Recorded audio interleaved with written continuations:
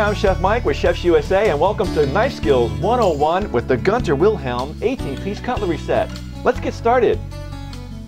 Let's talk about the two prominent types of knives that are available today. The first one is a stamped knife.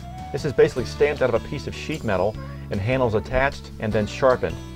This one is a forged knife. The forged knife is made from a solid block of steel that's hammered into shape while it's red hot. The forged knife is also characterized by this single piece of metal in here between the handle and blade, which is called a bolster.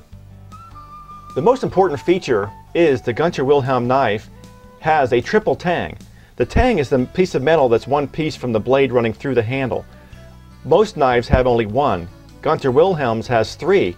We have one on the side, one in the middle, and then one on the right side as well. This gives your knife more balance and is more comfortable to use. Since 90% of all cutting is done on the back or the heel of the knife, it's very important to make sure you select a knife that's been sharpened all the way back to the very end. This one has not. Gunter Wilhelm always sharpens their knives all the way back to the very end of the heel. You'll also notice that the Gunter Wilhelm knife has a wider blade for better knuckle clearance. For safety and comfort, you want to look for the knife with a triple tang because it is more balanced. Let's talk about selecting the correct cutting board. Wood versus plastic. The biggest problem with wood boards is cracking, splitting, and warping. The biggest problem with the plastic boards is the cut marks harbor bacteria that even in a dishwasher will not completely wash out.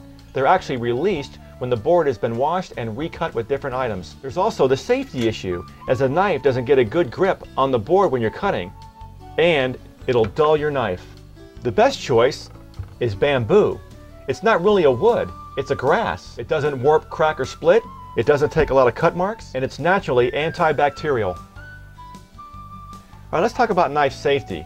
The most important feature of knife safety is to make sure that your cutting board is not sliding around when you're trying to get the cutting done, because it can be kind of dangerous. To do that, we're going to place a paper towel down on the countertop and wet it.